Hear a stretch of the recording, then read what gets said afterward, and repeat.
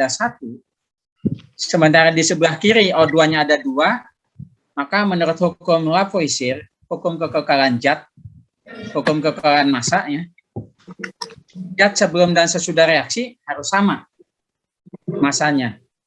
Maka O2 di sebelah kiri harus sama dengan O2 sebelah kanan. Karena di sebelah kanan O-nya hanya ada 1, maka dikalikan dengan 2 di depannya. Nah, tapi kalau oksigennya yang sebelah kanan dikalikan dengan 2, jadi hidrogennya sekarang 2 kali 2. Hidrogennya jadi 4. Jadi yang sebelah kiri juga hidrogennya harus dikalikan dengan 2. Tapi angka yang bisa dirubah, angka yang ada di depan rumus. Sedangkan yang di dalam rumus, H2O tidak boleh dikutik-kutik angkanya. Tidak bisa menjadi H2O2 itunya. Yang boleh diubah-ubah adalah angka di depannya. Kemudian di depan O2 ini angka 1, tapi tidak saya tulis. Jadi angka 1 ditulis atau tidak, ya, hasilnya tidak merubah itunya. Kalau ditanyakan koefisiennya, yang tidak ditulis berarti angka 1. Jadi koefisien reaksinya adalah 2, 1, 2. Dan ini angka yang paling sederhana. Nah, di mana tanda positif di sebelah kiri itu artinya bereaksi dengan. Jadi H2 ditambah artinya H2 bereaksi dengan O2. Sedangkan tanda panah itu artinya menghasilkan. Jadi kalau dibaca molekul H2 bereaksi dengan 1 molekul O2 menghasilkan 2 molekul air. Karena H2O itu disebut air. Jadi 2 molekul H2 bereaksi dengan 1 molekul O2 menghasilkan 2 molekul air. Nah, H2 dan O2 yang ada di sebelah kiri, jadi sebelah kiri ada H2 dan O2. Ini yang disebut dengan materi awal pada reaksi kimia. Sedangkan H2O adalah hasil reaksi, yaitu substansi yang dibentuk sebagai hasil dari reaksi kimia. H2 dan O2 yang di sebelah kiri tanda panah itu disebut pereaksi. Dalam bahasa Inggris disebut reaktan. Jadi ini dalam bahasa Inggrisnya kita tulis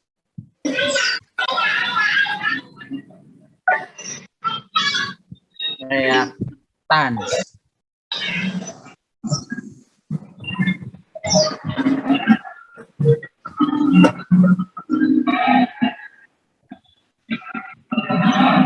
Kenapa pakai S ya? Karena bisa saja jumlahnya lebih dari 1. Jadi kita anggap jamak lebih dari 1 reaksinya. Hasil reaksinya dinamakan apa? Dinamakan produk.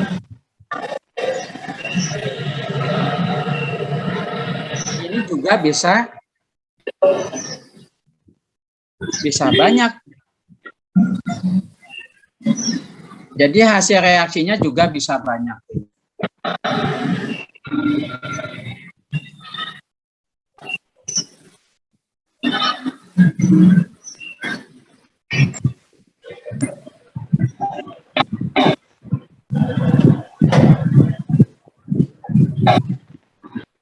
Jadi hasil reaksinya juga bisa banyak. Kan dari reaksi pertama tadi hanya 1 hasil reaksinya. Tapi coba kasus yang ini yang bawah. Hasil reaksinya kan lebih dari 1, Ag dan O2. Jadi secara umum sebelah kiri bisa saja lebih dari 1 reaksinya, sebelah kanan juga hasil reaksinya bisa lebih dari 1. Kalau dia reaksinya reaksi penguraian. Nah, secara konvensional artinya berdasarkan perjanjian. Reaksi ditulis di sebelah kiri tanda panah, sedangkan hasil reaksi ditulis di sebelah kanan tanda panah. Dan fisik reaksi dan hasil reaksi sering diberi simbol lambangnya D. Yes.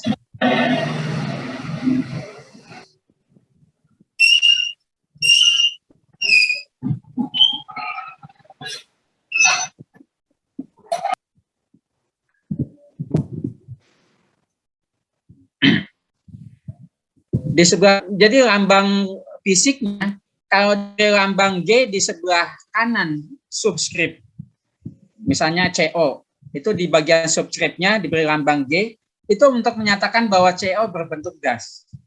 Kalau diberi lambang L kecil, misalnya pada VCl3, itu artinya VCl3 berbentuk cairan, liquid. Sedangkan kalau diberi lambang S kecil, dalam contoh ini adalah fosfor, S kecilnya itu berarti fosfor berbentuk padatan. Tapi kalau diberi lambang A dan Q-nya, artinya aqueousnya, itu artinya dalam larutan.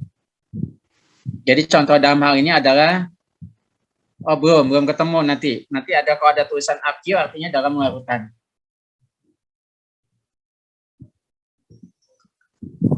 Nah, mungkin contoh ini. Jadi beberapa persamaan kimia yang lain, misalnya NaCl. NaCl kita ambil dari penyimpanan lab kimia, misalnya di tempat penyimpanan barang stok. Itu NaCl bentuknya kristal putih dan berbentuk padat. Maka diberi lambang S kecil karena dia padatan. Kalau kita larutkan dengan air, jadi airnya saya ditulis di atas tanda panah, artinya NaCl ini kita larutkan ke dalam aqueous, jadilah NaCl tapi sudah dalam bentuk larutan NaCl. Jadi diberi lambangnya Aq. Jadi di dalamnya NaCl-nya sudah tidak ada. Yang ada adalah ion Na positif dan ion Cl-. Kenapa? Karena NaCl adalah elektron kuat sehingga dia terurai di dalamnya menjadi Na positif dan ion Cl negatif. Juga HCl bentuknya padat. Kalau kita larutkan dalam H2O aqueous-nya, maka akan menjadi larutan HCl, larutan asam klorida, yang bentuknya larutan. Jadi ditulis lambangnya adalah Aq. Contoh lain misalnya KBr, larutan kalium bromida dicampur dengan larutan perak nitrat AgNO3, maka yang terjadi adalah terbentuknya larutan kalium nitrat yang warnanya bening dan ada endapan putih AgBr yang bentuknya padatan. Kalau reaksi ini dibalik, ini tidak akan terjadi. Jadi KBr ditambah AgNO3 akan jadi KNO3 plus AgBr yang bentuknya padatan. Tapi kalau KNO3 ditambah AgBr, tidak akan terjadi reaksi kimia. Jadi tidak akan terjadi perubahan. Nah, ini akan dibahas nanti pada waktu menghitung bab termokimia. Kenapa tidak terjadi? Kemudian persamaannya setimbang. Equilibrium chemical equation. Sekali kita mengidentifikasi semua reaksi dan hasil reaksi, dan kemudian menuliskan rumusnya dengan benar, kita dapat menyusun dalam sekuens konvensional. Reaksi di sebelah kiri tanda panah terpisah dari hasil reaksi di sebelah kanan tanda panah. Persamaan yang ditulis kebanyakan belum setimbang. Jadi angka-angka depan di koefisien reaksinya yang contoh tadi adalah 212, tadinya belum ada. Persamaan itu kebanyakan belum setimbang, yaitu jumlah dari setiap jenis atom di kedua sisi persamaan tidak sama. Nah, untuk menyamakannya Anda sudah belajar di persamaan matematika. Jadi itu sebabnya belajar kimia dan fisika harus gabung dengan matematika.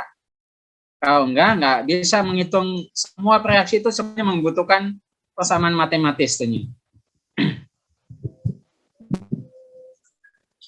Nah, kita dapat mempertimbangkan persamaan kimia dengan tahapan yang pertama, identifikasi semua reaksi dan hasil reaksi, dan menuliskan rumusnya dengan benar di kedua sisi kiri dan kanan persamaan.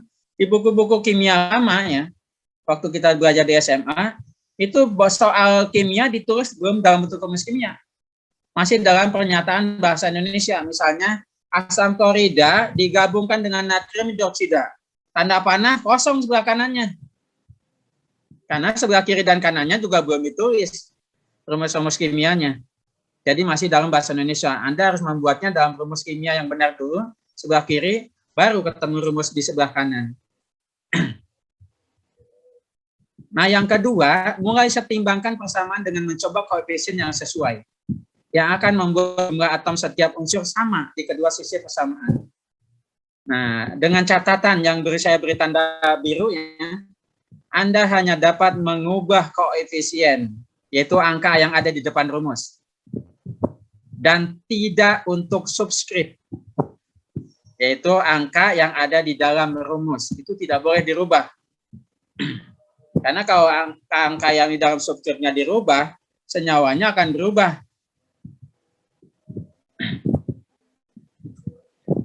Nah, langkah yang ketiga, cari unsur yang banyaknya tampak satu kali pada setiap sisi persamaan, dengan jumlah atom yang sama pada setiap sisi. Kemudian rumus yang berisi unsur-unsur yang ini, yang tadinya sama jumlah atomnya, harus mempunyai koefisien yang sama. Misalnya contoh yang kasus tadi, 2 dengan 2. Kemudian carilah unsur yang tampak hanya satu kali pada setiap sisi persamaan, tetapi jumlah atomnya tidak sama. Untuk contoh kasusnya H2 ditambah O2 jadi H2O. Itu jumlah atomnya kan oksigen sebelah kiri dan kanan tidak sama. Kemudian setimbangkan unsur-unsur ini.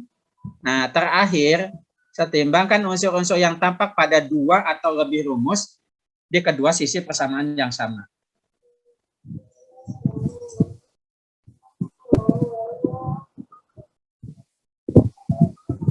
Kemudian periksa persamaan setimbang Anda untuk meyakinkan bahwa Anda mempunyai jumlah total yang sama untuk setiap jenis atom di kedua sisi persamaannya. Nah, contoh, tadinya angka 2 belum ada nih.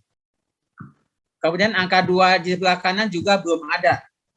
Angka 3-nya belum ada. Jadi tadinya hanya KClO3 menjadi KCl dan membebaskan gas oksigen. Jadi tadinya belum ada artinya. Nah, saya hapus dulu saja mungkin angkanya supaya tadinya karena memang belum ada. Nah, jadi tadinya seperti ini. Ini biasanya reaksi ini dibuat untuk menghasilkan gas oksigen di laboratorium. Jadi kalium klorat didekomposisi. Lewat apa? Lewat pemanasan. Sehingga terurai menjadi KCl dan membebaskan gas hidrogen. Nah, yang dimaksud dengan unsur yang sama adalah K dengan K. Jadi K di sebelah kiri 1, sebelah kanan 1. Cl sebelah kiri 1, sebelah kanan juga 1. Nah, ini koefisiennya di depan K itu harus sama. Nah, sekarang oksigen. Sebelah kiri 3, sebelah kanan 2. Nah, ini yang disebut dengan jumlah atom yang tidak sama.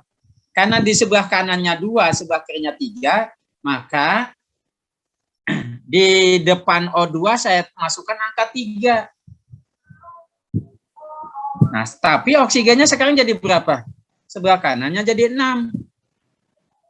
Oleh karena itu, oksigen yang sebelah kiri harus dikalikan dengan angka 2. Supaya apa? Supaya jumlah oksigennya juga 6. Kemudian, nah tapi sekarang K-nya jadi berubah nih. K sebelah kiri ada 2, sebelah kanan ada 2. Ada 1. Maka ini harus dikalikan dengan 2. Nah, sekarang jumlah atomnya sudah sama.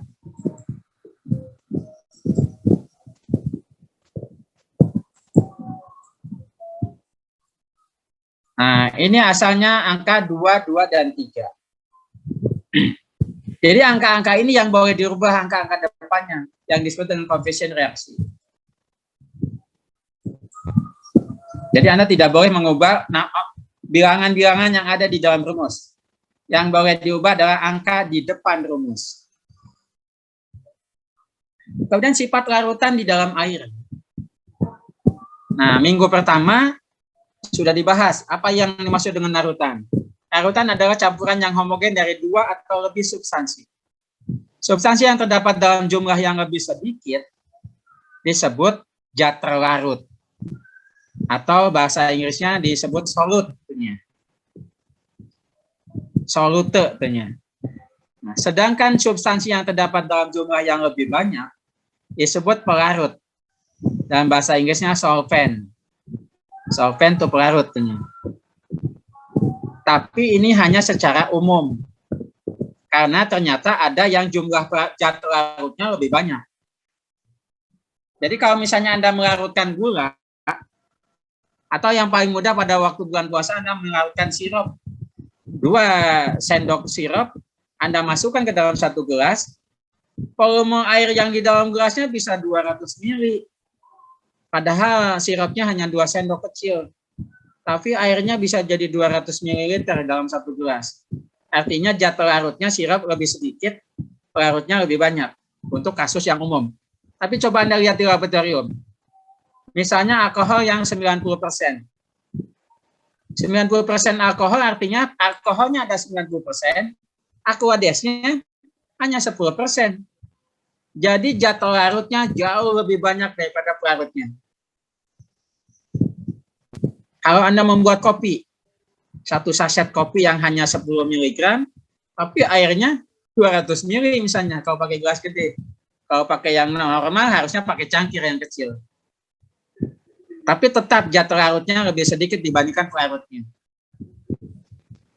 Terus Anda membuat hand sanitizer. Alkoholnya bisa 50% alkoholnya. Artinya pelarutnya banyak. Zat larutnya hampir sama dengan pelarutnya. Sehingga waktu Anda menyemprotkan hand sanitizer ke tangan, tidak lama nguap semua tuh alkoholnya. Karena memang zat larutnya tinggi. Sehingga tangan Anda kering lagi tuh, nggak usah pakai tisu. Kecuali yang dibuatnya alkoholnya sedikit, zat yang cairan yang lainnya lebih banyak sehingga agak lama keringnya. Larutan terdapat dalam bentuk gas. Jadi larutan bisa berbentuk gas, contohnya udara. Karena di udara nanti ada N2, ada O2, ada CO2, ada helium, ada neon, ada argon, ada krypton, ada xenon, ada radon, dan seterusnya. Bahkan mungkin ada gas-gas tercemar, misalnya N2O, N2O5, dan seterusnya. Kemudian yang bentuknya padatan. Larutan bisa berbentuk padatan. Misalnya kuningan. Kuningan itu campuran antara tembaga dengan seng. Dulu kita pernah membuat uang yang dari kuningan. Uang logam Rp500 dan Rp1.000. Dan sekarang kalau dijual jadi mahal. Bisa ratusan ribu. Yang uang Rp5.000 yang lama. Karena jadi barang kuno. Barang antik. Itu membuatnya dari kuningan. Dan atau cairan. Jadi larutan dalam bentuk cairan udah umum. Misalnya air laut. Atau misalnya larutan sirup. Itu kan homogen. Cairan dengan cairan misalnya. Dan yang lainnya masih banyak. Yang paling banyak yang ada di laboratorium. Itu semua jenis alkohol yang ada di laboratorium itu semuanya cairan dengan cairan. Karena alkoholnya cair, aqueous pencampurnya juga cairan. Semua zat terlarut dalam air, dalam larutan air dapat dibagi ke dalam 2 kategori. Sesuai daya hantar listriknya. Ada yang bisa mengantarkan arus listrik, maka dinamakan larutan elektrolit. Ada yang non-elektrolit. Misalnya larutan gula. Jadi kalau larutan gula, itu pasti non-elektrolit. Tapi kalau larutannya larutan NaCl, itu elektrolit. Karena jadi kation dan anion tuhnya. Tapi larutan gula tidak akan jadi ion. Itu sebabnya non-elektrolit. Nah, air merupakan pelarut yang polar. Yang sangat efektif untuk senyawa ionik. Walaupun air bersifat netral, air memiliki ujung positif, yaitu ujung hidrogen, dan ujung negatif, yaitu ujung oksigen. Atau positif dan negatif. Jadi kutub positifnya pada hidrogen, kutub negatifnya pada atom oksigen. Jika NaCl dilarutkan dalam air, jaringan 3 dimensi dari ion-ion pada padatan dihancurkan dan akan terbentuk ion kation natrium dan anion klor atau Cl- yang dipisahkan satu sama lain. Ion natriumnya dikelilingi oleh molekul-molekul air. Ion Cl-nya juga dikelilingi oleh molekul-molekul air. Nah, peristiwa ini yang dikenal sebagai hidrasi. Jadi proses sebuah ion dikelilingi oleh molekul air yang tersusun dalam pola yang spesifik, maka disebut hidrasi. Tujuannya adalah untuk mencegah Na positif bergabung lagi dengan ion Cl-. Nah, asam dan basa juga elektrolit. Kenapa elektrolit? Karena asam bisa terurai dalam air menjadi ion H+ dan ion sisa asam yang bermuatan negatif. Sedangkan basa itu dalam air akan terionisasi menjadi ion hidroksil, OH- dan kation. Di mana pembentuknya kalau dia logam akan jadi kation bermuatan positif. Tapi bisa saja basanya berasal dari air, karena air itu juga basa. Kenapa basa? Karena dia H2O itu akan terurai menjadi H positif dan OH-. Jadi membebaskan OH-, itu basa. Tapi air juga disebut juga asam, karena membebaskan ion H+. Karena dia asam juga basa, maka air bersifat amfoter. Jadi air bersifat asam iya, bersifat basa iya, sehingga jadi amfoter. Amfoter adalah senyawa yang bisa bersifat asam dan bisa bersifat basa. Nah, kalau manusia waria artinya. Dia bisa jadi laki-laki, bisa jadi perempuan. Jadi wanita pria artinya. Tapi kalau di senyawa, air amfoter. Contoh lain adalah H3ALO3. Itu juga amfoter. Kenapa amfoter? Pada saat H3ALO3, dia bersifat sebagai asam aluminat. Tapi kalau kita tulis sebagai ALOH 3 kali, dia bersifat basa. Karena membebaskan ion OH-. Jadi alumin H3ALO3 sebagai asam, ALOH 3 kali sebagai basa. Karena bersifat asam dan basa, maka senyawa tadi sebagai senyawa amfoter. Jadi bisa bersifat asam bisa bersifat basa. HCl dan NHNO3 adalah elektrolit kuat. Kenapa elektrolit kuat? Karena dia asam kuat. Jadi dalam air terionisasi sempurna. Tapi HCH3COH itu elektrolit lemah. Dalam air sedikit cerai, paling kurang dari 5%. 95%-nya tetap cuka. Jadi kalau Anda makan bakso, ambil cuka 2 sendok, Anda larutkan ke dalam kuah baksonya, itu yang terurai hanya 5%, bahkan kurang. Sisanya gimana? Masih tetap dalam bentuk cuka. Jadi masih tetap CH3COH. Yang terurai menjadi H+ dan COH3CO- hanya sedikit. Itu sebabnya saya tulis dalam bentuk tanda panah 2 arah. Untuk menyatakan bahwa dia bisa bersifat balik. Jadi yang terurai hanya sedikit, sisanya masih dalam bentuk asam. Jadi komponen terbesarnya dalam spesies ini, jadi sini dalam asam cuka ada 3 spesies. Spesies pertama adalah CH3COH. Ini yang konsentrasinya paling tinggi, hampir 95%. Kemudian spesies yang kedua adalah CH3CO-. Konsentrasinya kecil, kurang dari 5%. H positif juga kurang dari 5%. Jadi yang terurai itu hanya sedikit. Itu sebabnya dinamakan asam lemah. Atau dia sebut juga elektrolit lemah. Keadaan kimia di mana tidak ada perubahan jaringan yang dapat diamati, walaupun aktivitas secara kontinus terjadi pada tingkat molekul. Ini disebut kesetimbangan kimia atau chemical equilibrium. Nah, kemudian reaksi pengendapan. Reaksi pengendapan disebut juga precipitation reaction. Jadi reaksi pengendapan. Precipitate itu endapan. Sebuah reaksi pengendapan dicirikan oleh pembentukan hasil reaksi yang tidak bisa larut, yang dikenal sebagai endapan. Nah, endapan adalah padatan yang tidak dapat larut yang terpisah dari larutan. Contoh misalnya ada larutan Pb nitrat. Kemudian saya larutkan dengan larutan natrium iodida, NaI. Yang terjadi adalah terbentuknya larutan natrium nitrat, NaNO3, dan endapan timbal iodida, PbI2, yang bentuknya padat, diberi simbol S kecil, ya, dan warna padatannya berwarna kuning. Jadi endapan ini warnanya kuning.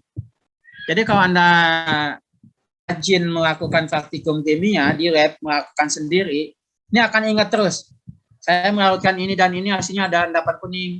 Saya melarutkan benda ini akan jadi endapan putih, ada endapan hitam, dan seterusnya.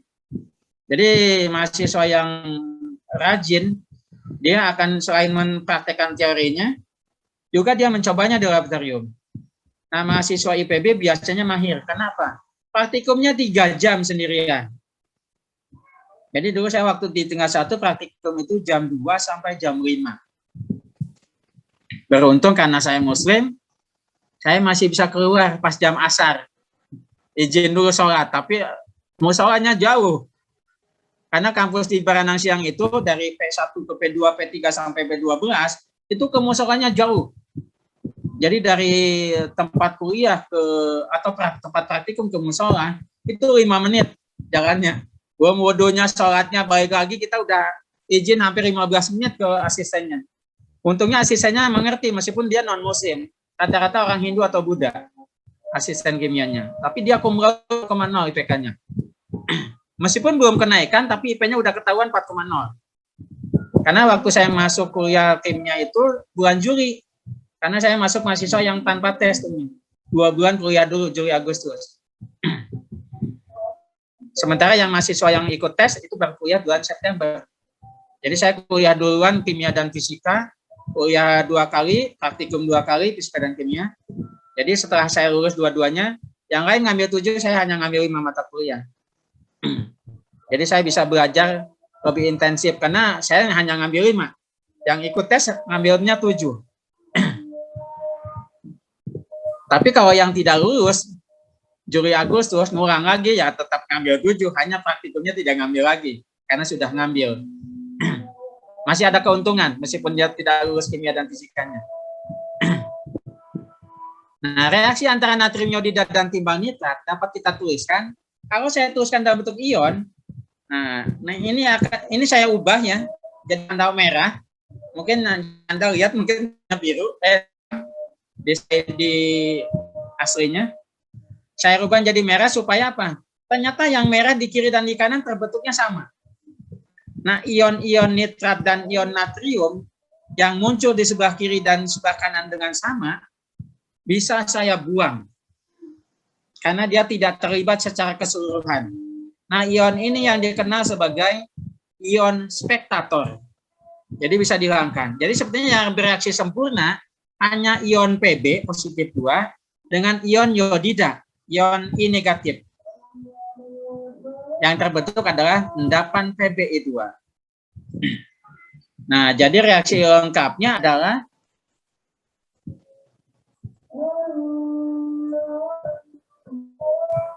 reaksi lengkapnya hanya ini. Hanya Pb positif 2. Jadi larutan ion Pb positif 2 dan larutan I-, jadi I yang bermuatan negatif satunya, dan menghasilkan endapan PbO2. Nah, ion-ion yang tidak terlibat dalam reaksi keseluruhan dalam kasus ini adalah ion natrium dan ion nitrat, disebut ion spektator, dan ini bisa dihilangkan. Jadi untuk membuat persamaan ionik bersih, sebetulnya hanya yang terlibat hanya kation Pb dan anion iodida, sehingga terbentuk endapan Pbi2. Tapi untuk mendapatkan reaksi-reaksi ini, Anda harus menguasai dulu mana persamaan sempurnanya, mana persamaan yang setelah diubah. Nah, ternyata persyaratannya banyak. Ini tahapannya. Tahapan-tahapan berikut berguna untuk menuliskan persamaan ionik dan persamaan ionik bersih. Nah, tulis sebuah persamaan molekul setimbang. Jadi yang pertama membuat molekul yang lengkap dulu. Yang kedua, tulis persamaan untuk menunjukkan substansi yang terdapat dalam bentuk ion dalam larutan. Ingat bahwa elektrolit bila terlarut dalam larutan terdisosiasi sempurna menjadi kation dan anion. Terdisosiasi artinya terurai menjadi kation dan anion. Prosedur ini memberikan kepada kita sebuah persamaan ionik. Langkah ketiga, identifikasi dan hapuskan ion spektator. Itu ion yang muncul di sebelah kiri dan muncul di sebelah kanan. Itu yang disebut ion spektator, itu bisa dihilangkan. Sehingga terbentuk persamaan ionik bersih. Nah, langkah-langkah tadi yang 3 itu hanya mungkin bisa dilakukan kalau sering melakukan latihan. Nah, di materi bab 3, kalau Anda sudah ketemu bukunya, kalau misalnya belum ketemu, mahasiswa yang bisa ketemu saya, misalnya hari Sabtu pagi misalnya, bisa bawa flash disk kosong yang tanpa membawa virusnya. Nanti akan saya kopikan satu file buku buku General Chemistry. Itu ada hampir 900 halaman dalam bahasa Inggris. Nah, itu setiap chapter ada latihan soal sebanyak lebih dari 100 soal. Setiap bab. Jadi kalau ada 16 bab, ada 1.600 soal. Kalau itu bisa dilatih, nah, saya yakin minimal dapat A itunya, untuk kimia itunya. Tapi kalau tidak dilatih ya percuma. Karena kuncinya adalah di latihan. Sama seperti belajar matematik, fisika, dan sebagainya. Tanpa dilatih nggak akan, mustahil Anda bisa menguasai semua materi itunya. Nah, untuk cara mempelajari matematik, kimia, fisika, dan sebagainya, saya dulu diajarkan tahun 84, ya. Juga Pak Stiono juga sama, karena dosennya sama, yaitu Pak Andi Agung Stion. Itu rumusnya, kalau Anda ngambil 20 SKS, maka Anda harus belajar sebanyak 60 SKS tuhnya. Jadi 20 SKS itu 20 jam kuliahnya kan. Maka Anda harus menggunakan kelipatan 3. Jadi kalau 20 SKS jadi 60 jam belajarnya. Nah, kalau di kampus sudah 20 jam, maka di rumah 40 jam. Jadi 60 jam. Tapi 60 jam itu kan dibagi 7 hari. Taruhlah hari Minggu libur. Yang kepake hanya Senin sampai Sabtu. Maka 40 jam yang dia harusnya dikerjakan di rumah, Anda bagi 7. Artinya Anda di rumah belajar sebanyak 6 jam sehari. Atau yang caranya yang paling mudah adalah gini tuh. 20 SKS kali 3, 60 jam. 60 jam itu dibagi 7, berarti 8 jam lebih, ya, hampir 9 jam. Nah, kalau di kampus Anda sudah belajar 4 jam kuliah, di rumah sisanya tinggal 5 jam. Nah, itu yang saya lakukan dulu waktu tingkat 1 tahun 1984. Dan kalau sudah musim ujian, saya hanya tidur 2 jam. Jadi belajar dari subuh, setelah sholat subuh, itu belajar sampai jam 2 pagi. Jam 2 pagi tidur sampai jam 4 belajar lagi. Kalau mau ujiannya lulus. Dan di tingkat 1 saya tidak pernah dapat nilai D. Di tingkat 2, di S2 tidak pernah dapat nilai C. Jadi minimal dapat B. Di S3 saya hanya dapat 1 mata kuliah nilai B, sisanya A semua. Jadi hanya bisa belajar kalau rajin. Jadi tidak ada orang yang berhasil tanpa kerja keras. Di Jepang bahkan Pak Mio yang disebut dengan orang jenius di Jepang, 99 kerja keras, 1% bakat tuhnya. Padahal di Indonesia orang yang itu banyak sekali tuhnya. Maka itu sebabnya dulu ada mahasiswa masuk ke perguruan tinggi negeri lewat PMDK, penelusuran minat dan kemampuan. Itu yang disebut dengan berbakat. Tapi ngambilnya hanya peringkat 1, 2, dan 3 di sekolah. Jadi kalau misalnya di sekolah ada 500 mahasiswa, nah Anda harus punya peringkat 1, 2, dan 3 supaya bisa masuk tanpa tes ke perguruan tinggi negeri itu. Jadi agak berat memang. Dan dulu saya masuk lewat 2 jalur, lewat PMDK dan lewat PP2. Jadi hanya dua-duanya saya masuk, pilihannya ke IPB, hanya dua-duanya tanpa tes. Nah, bagaimana memprediksi proyeksi yang tadi? Ada aturan yang dikenal sebagai pengetahuan tentang kelarutan. Nah, aturan untuk memprediksi artinya meramal suatu endapan yang akan terbentuk jika 2 larutan dicampur. Nah, kita harus mengetahui kelarutan.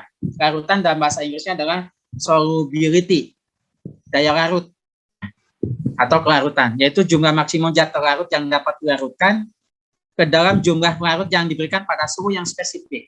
Jadi suhunya harus jelas tuhnya. Karena ada zat yang larut pada suhu rendah, ada zat kimia yang hanya larut pada suhu yang tinggi. Jadi kalau Anda salah membaca, Zat yang harusnya dilarut pada suhu dingin, Anda larutkan pada pemanasan, nggak akan larut tuhnya. Kalaupun larut hanya sedikit. Jadi harus tahu dulu zat apa yang larut pada suhu rendah dan zat apa yang pada suhu tinggi. Nah, di buku General Chemistry itu semuanya gambarnya ada. Ada yang grafiknya pakai warna biru, warna hijau, warna kuning. Di buku yang saya terjemahkan, gambar-gambar itu nggak muncul. Karena saya bukan ahli gambar. Waktu saya menerjemahkan buku kimia, lebih dari 15 tahun yang lalu ya, itu saya belum menguasai gimana cara memindahkan gambar pakai copy paste, karena waktu itu Word-nya belum memungkinkan tuhnya. Kalau sekarang mungkin bisa mudah tuhnya. Gambarnya sekarang bisa di snapshot ya, diambil gambarnya dan bisa dipindahkan dengan mudah. Tapi ada aturan, memindahkan gambar punya orang harus ada izin dari penulis aslinya. Itu sebabnya buku kimia sampai hari ini belum saya terbitkan. Karena saya harus izin dari penulisnya, yaitu Profesor Dr. Raymond Chang, penulis buku asli kimia General Chemistry-nya. Saya sudah menerjemahkan 16 chapter, hampir 600 halaman, hanya 16 hari. Nah, berdasarkan kelarutan, ternyata ada zat yang mudah larut. Misalnya apa yang mudah larut? NaCl yang dari lab Anda larutkan ke aqueous itu langsung larut. Langsung rasanya asin. Itu kalau Anda membuat larutan fisiologis, kalau misalkan mau melarutkan telur atau sperma. Kalau anak perikanan biasanya kayak sperma ikan dengan telur ikan tuhnya dilarutkan, nanti akan dicampur lewat pemijahan buatan misalnya. Nah, yang digunakan adalah larutan fisiologis NaCl, tapi NaCl-nya NaCl murni, bukan yang di pasar. Yang di pasar itu garamnya garam bekas membuat ikan asin tuhnya. Tapi NaCl-nya yang mahal, yang sekilonya 2 juta tuhnya. NaCl fisiologis namanya, atau NaCl bakteriologis. Tapi biasanya membuatnya 0,85% biasanya. Atau dengan kata lain 8,5 ppt, part per thousand. Nah, kelompok yang kedua adalah sedikit dapat larut. Jadi Anda paksakan pada suhu maksimum pun hanya sedikit yang larut. Nah, yang ketiga bahkan tidak dapat larut. Jadi tidak semua senyawa bisa larut. Anda bayangkan nih, contohnya misalnya emas. Senyawa emas kalau misalnya mudah larut atau dapat larut, Anda misalnya punya gelang waktu mandi, terus tiba-tiba jadi ciut karena larut itunya. Itu sebabnya senyawa-senyawa yang ada di sebelah kanan hidrogen, nanti akan saya bahas itu dalam deret volta, antara lain adalah emas. Itu tidak larut, dengan asam pun tidak larut. Jadi kalau misalnya ada ya orang yang punya gelang emas terus larut, itu mah berarti emasnya emas. Jadi konsentrasinya rendah, jadi penyepuhnya yang banyak, sehingga kena asam keringat di tangan, jadi luntur, jadi kuningnya hilang, jadi putih itunya. Karena memang bukan emas asli itu. Kandungan emasnya rendah sekali, mungkin hanya 40 atau 50%. Bukan emas yang kandungannya 99%. Nah, kriteria kelarutan ini ada beberapanya, banyak ini. Yang pertama adalah semua senyawa alkali mudah larut. Senyawa alkali adalah senyawa yang ada di golongan satuan. Yang di dalamnya ada litium, natrium, kalium, rubidium, cesium, fransium. Jadi itu semuanya larut. Jadi contohnya adalah NaOH, KOH, LiOH, itu mudah larut. Nah, kelompok kedua, semua senyawa amonium mudah larut. Amonium itu NH4 positif. Jadi contohnya NH4OH, itu mudah larut. NH4Cl mudah larut. Jadi semua yang ada amoniumnya mudah larut. Kelompok ketiga, semua senyawa nitrat, NO3, contohnya HNO3, KNO3, itu mudah larut. Kemudian klorat, contohnya HClO3, itu asam klorat, itu mudah larut. Kemudian Na klorat misalnya, NaClO3 itu juga mudah larut. Kemudian dan perklorat itu HClO4 misalnya, itu perklorat. Jadi udah ada per depannya, akhirannya at. Jadi dia valensinya valensi tinggi, positif 7 Cl-nya. Nah, yang keempat, kebanyakan hidroksida tidak dapat larut kecuali hidroksida yang bereaksi dengan logam alkali. OH-nya dengan alkali. Jadi misalnya OH-nya dengan Na, jadi NaOH. Maka NaOH mudah larut. Dan NaOH dan KOH adalah senyawa yang sering dipakai di laboratorium dan harganya mahal. Terutama kalau dia buatan dari merek Jerman. Mereknya nama perusahaannya Jerman adalah negara pemproduksinya. Nah, di IPB rata-rata kalau Anda menuliskan artikel yang menggunakan senyawa-senyawa kimia, nama senyawanya harus ditulis dan buatan pabrik mana harus ditulis. Karena kalau nanti peneliti yang lain nyoba dengan senyawa yang sama yang saya tulis, itu mereka harus menghasilkan hasil penelitian yang sama. Tapi kalau ternyata berbeda, itu artinya senyawa yang dipakai buatannya bukan buatan Jerman. Misalnya buatan Jepang atau buatan negara lain tuh, yang memang bahan pembentuknya lain tuh.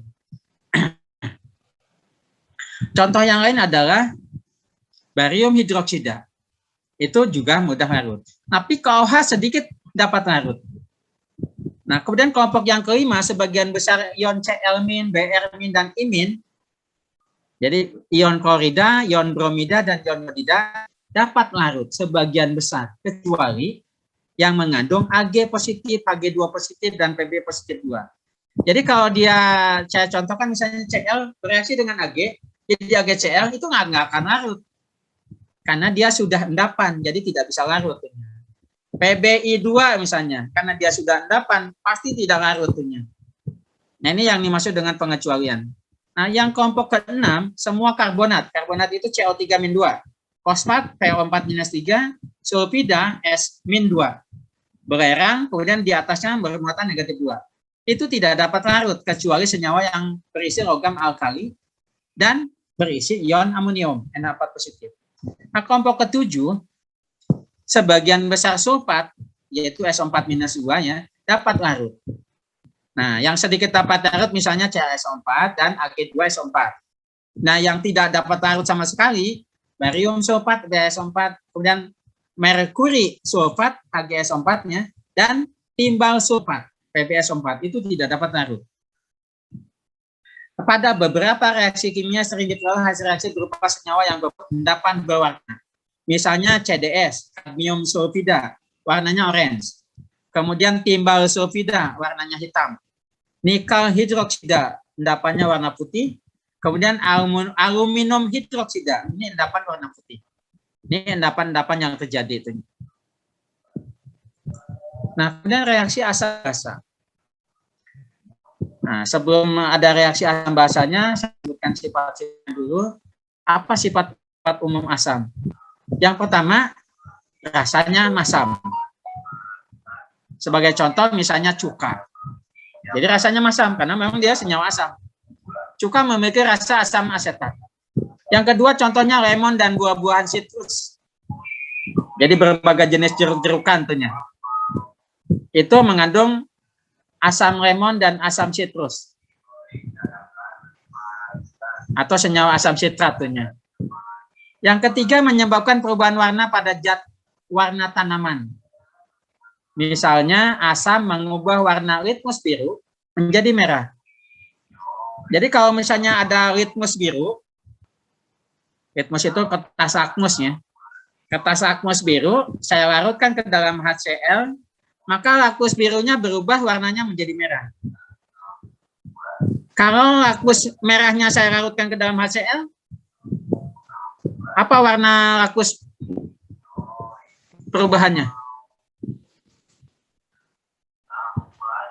Lakmus merah saya celupkan ke dalam HCl. Kertas lakmusnya jadi warna apa? Biru. Benar nggak? Kalau berubah menjadi biru itu berarti senyawanya senyawa basa. Jadi kalau lakmus biru saya celupkan ke dalam asam akan menjadi merah. Jadi hasil akhirnya adalah warna merah. Kalau lakmus merah saya celupkan ke dalam asam, ya warnanya tidak berubah, tetap merah. Jadi kalau hasil akhirnya merah itu berarti senyawa asam. Kalau hasil akhirnya biru itu berarti senyawa basa. Jadi hati-hati itunya, jangan terkecoh dalam pertanyaan itunya. Yang ketiga, bereaksi dengan logam tertentu seperti seng, Zn, ginkum, kemudian Mg, magnesium. Hati-hati menuliskan Mg-nya, M-nya besar, G-nya kecil. Kemudian besi, Fe, perum, bahasa Latinnya perum, bahasa Inggrisnya iron, tapi iron ada dua arti, yang satunya besi, yang satunya setrikaan tentunya. Besi Fe untuk menghasilkan gas hidrogen. Contoh misalnya HCl, asam kuat HCl, larutan HCl ditambah magnesium bentuk padatan akan berubah menjadi MgCl2 larutan dan membebaskan gas hidrogen. Nah, saya beri warna merah Mg-nya. Nah, zat ini bisa saya ganti dengan seng. Jadi nanti 2HCl ditambah seng menjadi seng Cl2 dengan membebaskan gas hidrogen. Juga ini Mg saya bisa ganti dengan Fe. Jadi yang merah ini bisa saya ganti dengan Fe menjadi HCl ditambah Fe menjadi FeCl2 dengan membebaskan gas hidrogen. Jadi saya beri warna merah ini supaya bisa diubah dengan seng dan Fe dan seterusnya. Jadi logamnya bisa diganti dengan logam lain. Sifat yang keempat bereaksi dengan karbonat. Karbonat itu CO3-2 atau dengan bikarbonat. Bikarbonat itu HCO3-1 untuk menghasilkan gas CO2. Contoh, HCl ditambah CaCO3, Ca-nya dengan Cl jadi CaCl2. Kenapa CaCl2? Karena valensi Ca adalah banyaknya Cl. Banyaknya Cl ada 2 buah, jadi valensi Ca adalah valensi 2. Sedangkan valensi Cl adalah banyaknya kalsium yang diikat. Jadi Ca valensinya 2, valensi Cl adalah 1. Jadi hasilnya CaCl2. Nah, sisanya hanya dengan CO3 menjadi H2CO3. Kenapa H2CO3? Karena valensi CO3 valensi 2. Sedangkan valensi hidrogen adalah 1. Tapi H2CO3 itu mudah terurai. Sehingga membentuk H2O dan CO2. Itu sebabnya di sini H2CO3-nya tidak ditulis. Nah, dalam reaksi-reaksi yang terjadi di perairan, itu harusnya menjadi CaCl2 ditambah H2CO3. Dan yang ketiga, H2CO3 terurai menjadi H2O dan CO2. Itu sebabnya reaksi lengkapnya ditulis hanya dalam bentuk H2O dan CO2, bukan dalam bentuk H2CO3. Bukan senyawa asamnya. Yang terbentuk adalah senyawa peruraiannya. Nah, reaksi yang kedua misalnya HCl dengan bikarbonat. HCl ditambah NaHCO3. Na-nya dengan Cl jadi NaCl karena valensinya sama-sama 1. Valensi Na itu 1, valensi Cl juga 1. Jadi NaCl. Nah, sekarang yang Na-nya kan pindah ke Cl. Nah, hidrogennya pindah menggantikan natrium. H-nya jadi ada 2, jadi H2CO3. Nah, H2CO3 jadi terurai jadi H2O dan CO2. Jadi reaksinya seperti ini. Nah, yang kelima, larutan asam dalam air mengatakan aldesit. Jadi, asam adalah senyawa elektrolit. Asam sifat-sifat basa. Sifat-sifat basa yang pertama adalah rasanya pahit.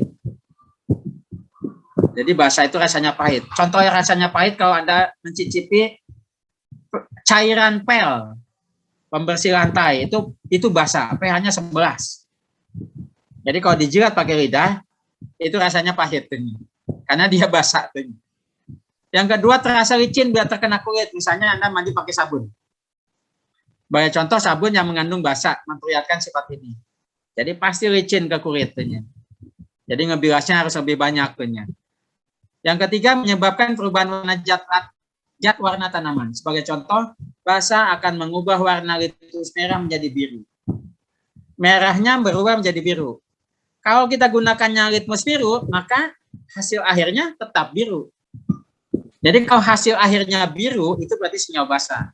Kalau hasil akhir litmusnya berwarna merah, itu berarti senyawa asam. Tapi ini hanya menentukan basa dan asam, tidak menentukan pH.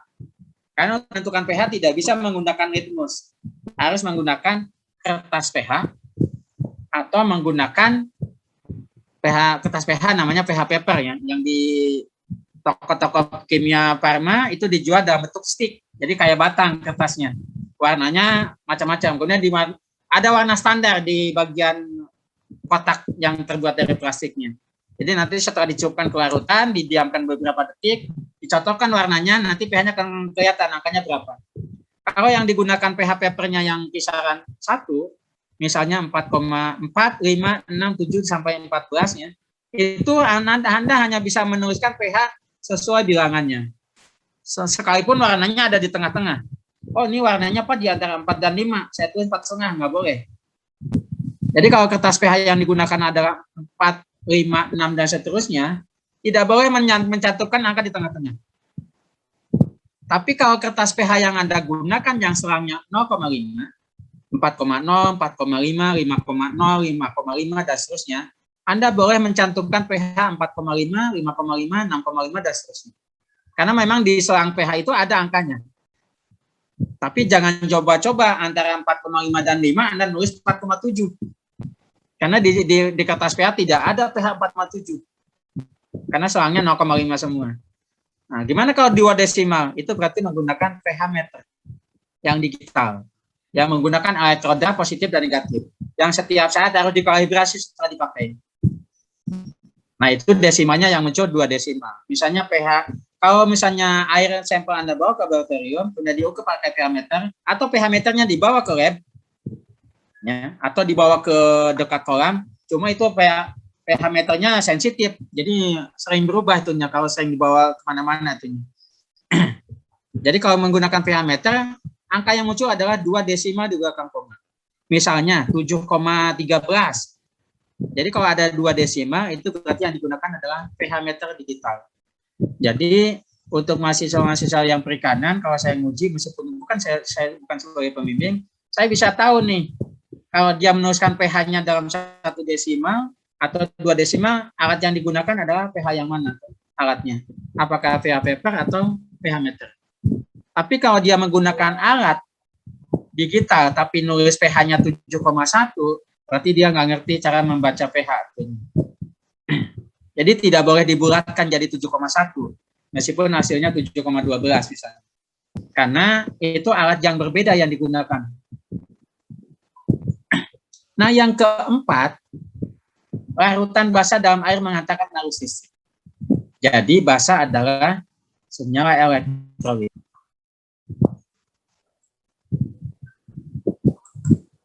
Nah, kemudian definisi asam basa.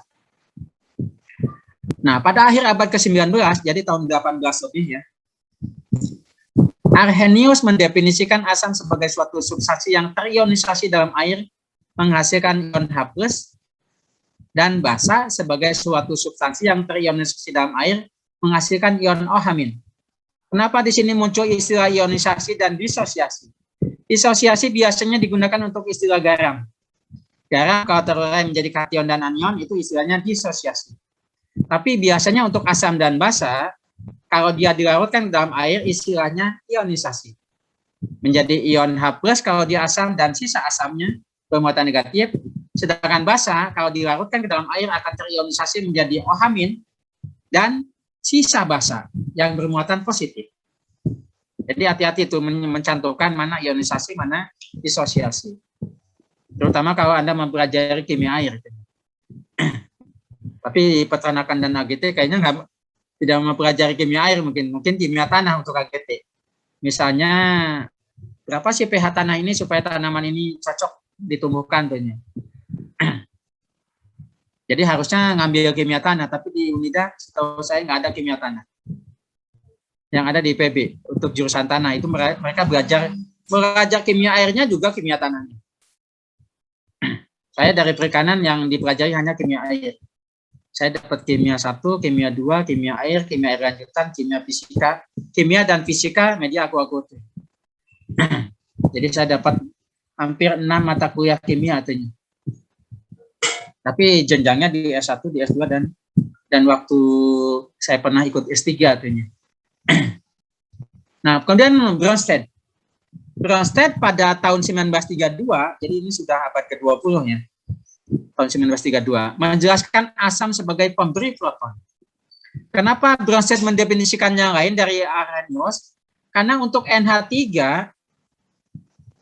menurut Arrhenius tidak bisa didefinisikan sebagai basa. Karena di NH3 nggak ada OH-nya.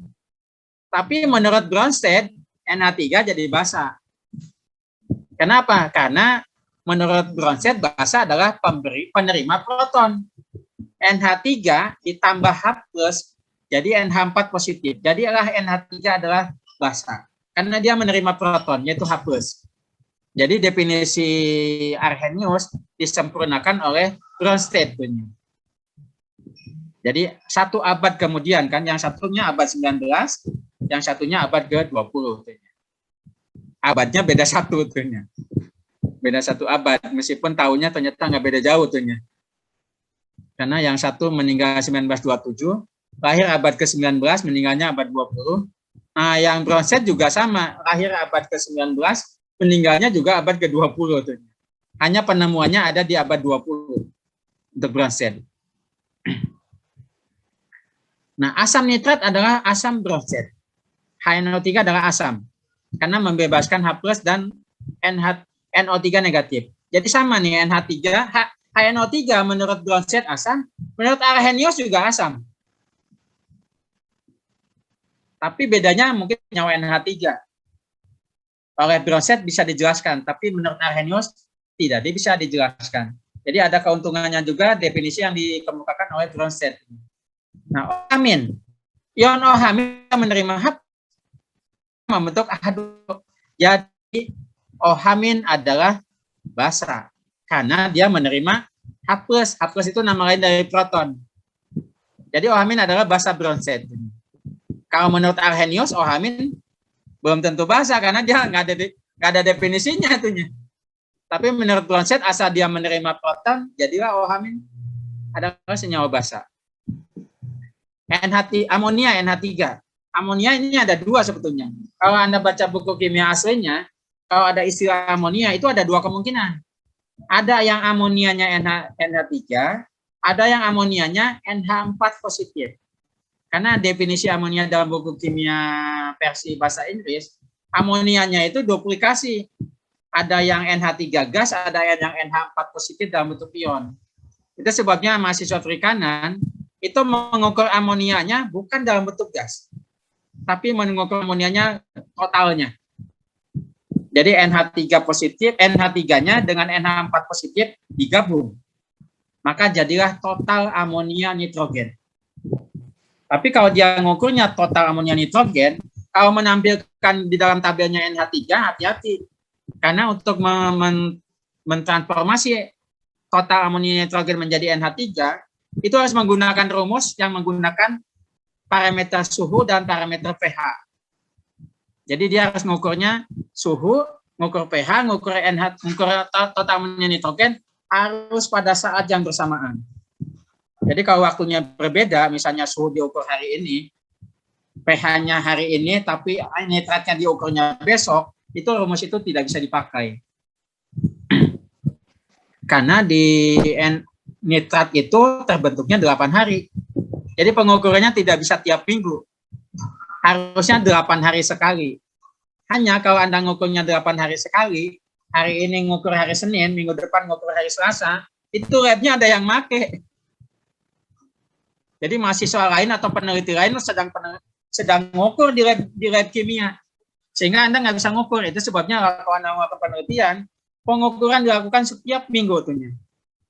Untuk menghindari pada waktu ngukur hari ke-8, itu labnya dipakai orang, Anda nggak bisa ngukur tuhnya. Jadi ada kendala juga kalau labnya dipakai bersama tuhnya. Tapi kalau labnya itu hanya dipakai oleh orang kimia saja, tidak dipakai gabungan beberapa fakultas, maksudnya misalnya perikanan, peternakan itu gabung pakai lab yang sama, itu bisa bentrok tuh pemakainya. Tapi kalau dia labnya terpisah, mahasiswa perikanan punya lab kimianya, mahasiswa peternakan punya lab kimianya, itu nggak akan bentrok tuh. Jadi memang untuk mendapatkan akreditasi akan berat tuh. Jadi dia harus punya lab sendiri itunya. Dan lab kimia itu minimal 3-4 lantai. Di IPB lab kesehatan ikan itu ada 3 lantai. Lantai satunya untuk yang lab basahnya, untuk penelitian yang pakai akuarium, pakai air ya. Makanya dinamakan lab basah. Lantai 2 dan lantai 3-nya itu lab yang keringnya, yang menggunakan alat-alat digital tentunya. Jadi idealnya memang labnya itu memang tidak boleh dipakai oleh keperluan yang lain. Lab kesehatan hanya untuk kesehatan, lab kimia hanya untuk lab kimia, lab nutrisi hanya untuk nutrisi. Nah, di Unida nggak bisa. Lab kimianya dipakai oleh semua unitnya. Jadi kalau praktikum lumayan antri itunya. Sekarang tidak antri karena ada pandemi itu. Tapi waktu masih luring tiap hari itu banyak yang bentrok jadwalnya. Nah, sekarang kita masuk ke reaksi penetralan. Reaksi penetralan yaitu reaksi antara sebuah asam dan sebuah basa. Nah, reaksi asam basa dalam air umumnya dicirikan oleh persamaan berikut. Asam ditambah basa jadi garam dan air. Nah, reaksi ini yang dikenal sebagai reaksi penggaraman. Kenapa? Karena terbentuknya garam. Apakah harus terbentuk air? Belum tentu. Karena kalau dia yang direaksikannya ada oksida asam dengan oksida basa, yang terjadi hanya garam. Airnya tidak ada. Itu kalau reaksi penggaramannya mungkin masuk yang digunakan reaksi penggaraman 1 sampai reaksi penggaraman sampai 12.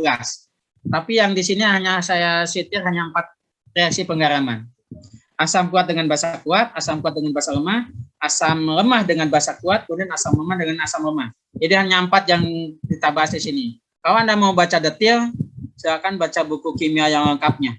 Yang reaksi penggaramannya ada 12. Garam senyawa ion tersusun dari ion hidrogen dan anion selain OH dan O-2. Kenapa dikecualikan? Karena kalau kation hidrogen dan anion OH- digabung dimasukkan ke dalam definisi garam, H positif dan OH- jadi air. Air bukan garam. Maka ini dikecualikan. Jadi selain hidrogen positif dan OH- dan O-2. Jadi ini dikecualikan. Reaksi, nah ini reaksi yang saya maksud hanya 4 yang saya jabarkan, bukan 12. Reaksi asam kuat dengan basa kuat, contoh HCl dan NaOH. Menjadi NaCl dan H2O. NaCl-nya adalah garam, H2O-nya air. Kalau ditulis dalam bentuk reaksi persamaan ionik bersih, yang terjadi hanya H positif dan OH-. Kenapa yang Na dan Cl-nya tidak ikut bereaksi? Karena Cl di sebelah kiri akan muncul Cl di sebelah kanan. Kemudian yang satunya lagi, Na positif sebelah kiri juga muncul di sebelah kanan. Jadi itu bisa dihilangkan. Itu yang disebut dengan jalan spektator. Jadi reaksi sebenarnya antara asam kuat dengan basa kuat, asam kuat digambarkan dengan H+, basa kuat digambarkan dengan OH-. Yang terbentuk adalah H2O. Jadi ini reaksi lengkapnya ini. Berapa pH-nya? pH-nya akan 7,0. Tapi Aquades yang Anda konsumsi setiap hari, misalnya Anda beli Aquades merek Tang, merek Aqua dan sebagainya, itu pH-nya 7,02, bukan 7,00. Jadi dulu di Aquades yang dijual itu pH-nya ditulis pH-nya. Angkanya 7,02 bukan 7,00. Jadi 7,00 itu hanya mungkin di teori kimia ternyata. Dalam praktisnya ternyata tidak ada yang ditulis 7,00 ternyata. Kemudian reaksi antara asam kuat dan basa lemah. Karena asam kuat dinyatakan dengan H+, basa lemahnya harus ditulis lengkap. Misalnya HNO3 dan NH3. Yang terjadi adalah H positif dan NH3 jadi NH4 positif. Itu sebabnya NH3 kenapa disebut basa menurut Brosid? Karena dia menerima H+. H+ itu proton. Jadi NH3 menerima proton, jadilah NH3 adalah senyawa basa. Karena terbentuknya NH positif, jadi di kelebihan ion H+, maka reaksi akhir adalah bersifat asam. Jadi kalau asam direaksikan dengan basa, yang terjadi adalah senyawa asam. Garam, tapi bersifat asam. pH-nya akan kurang dari 7. Sementara pada reaksi asam kuat dengan basa kuat, pH-nya akan 7,00. Nah, reaksi yang ketiga. Kalau asam lemah direaksikan dengan basa kuat, asam lemahnya ditulis lengkap, misalnya HF, basa kuatnya misalnya NaOH, hanya ditulis OH-. Yang terbentuk adalah F- dan H2O. Karena di sini ada kelebihan ion negatif, maka dia bersifat basa. Jadi garam yang terbentuk adalah garam yang sifatnya basa. Moal di HP.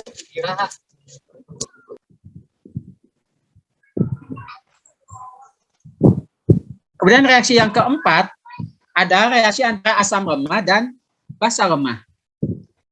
Asam lemah misalnya CH3COH, asam cukanya sama asetat. Basa lemahnya NH3. Ini kalau direaksikan yang terbentuk adalah CH3CO- dan NH4 positif. Tadi kan NH3-nya menerima H+, jadi NH4 positifnya. Sedangkan CH3COH setelah H+-nya dikeluarkan, yang tersisa adalah ion sisa asam, CH3CO- atau ion asetat. Nah, bagaimana pH-nya? Apakah pH ini kurang dari 7 atau lebih besar dari 7? Nah, untuk membuktikan bahwa pH-nya kurang dari 7 atau lebih besar dari 7, kita harus membaca tabel yang disebut dengan konstanta kesetimbangan asam. K besar, A kecil. Dan konstanta kesetimbangan basa. K besar, B kecil. Ka-nya untuk menentukan asam asetat, berapa nilai Ka-nya? Kb-nya untuk menentukan berapa nilai konstanta kesetimbangan basa dari NH3-nya. Kalau ternyata Ka asamnya lebih besar daripada Kb yang dari basa, maka pH-nya akan kurang dari 7. Tapi kalau yang Kb-nya lebih besar daripada Ka-nya, maka yang terjadi adalah pH-nya lebih besar dari 7. Jadi untuk menentukan asam lemah dengan basa kuat dia akan jadi basa atau lemah, harus membaca tabelnya dulu. Tabel namanya yang disebut dengan konstanta kesetimbangan asam dan konstanta kesetimbangan basa. Jadi harus baca tabel Ka dan Kb. Untuk yang asam lemah dan basa lemah. Sementara untuk yang asam kuat dan basa kuat tidak perlu tabel itu, karena dia akan terkait sempurna. Nah, sekarang yang berikutnya adalah reaksi reduksi oksidasi. Nah, saya beri warna merah, karena nanti reaksi reduksi oksidasi kalau disingkat jadi reaksi redox. Red-nya untuk reduksi, ox-nya untuk oksidasi. Nah, contoh reaksi reduksi oksidasi misalnya kalsium ditambah O2. Jadi kalsium ditambah O2 jadi Ca positif 2 dan 2O min 2 atau nama lengkapnya jadi CaO. CaO itu kapur mentah. Misalnya penguraian dari CaCO3 menjadi CaO dan membebaskan CO2. Nah, itu salah satu contoh nanti yang akan saya berikan untuk latihan soalnya, untuk menghitungnya. Jadi misalnya CaCO3-nya batu gamping ada berapa kilogram, kemudian yang ditanyakan berapa gram CO2 yang terbentuk. Nah, karena materinya itu ada di bab 4, itu sebabnya saya akan memberikan latihan soal sesudah bab 4 dipresentasikan tentunya.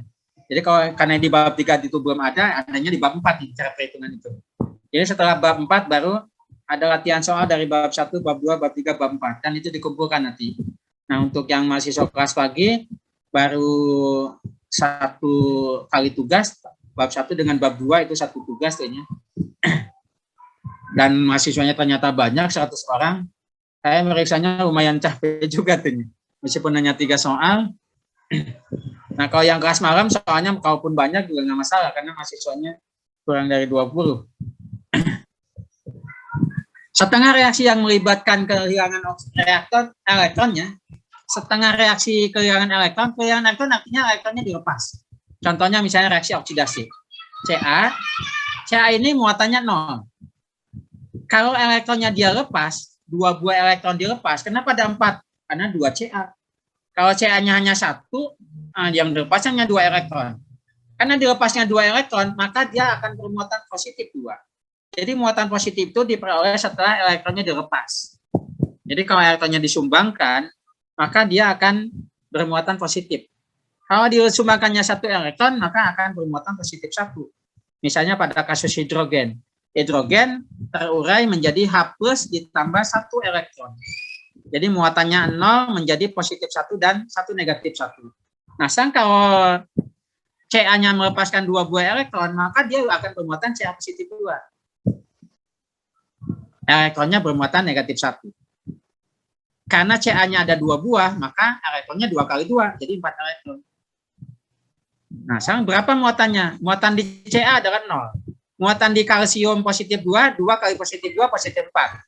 Ditambah 4 kali negatif 1, negatif 4. Positif 4 ditambah negatif 4, jumlahnya 0.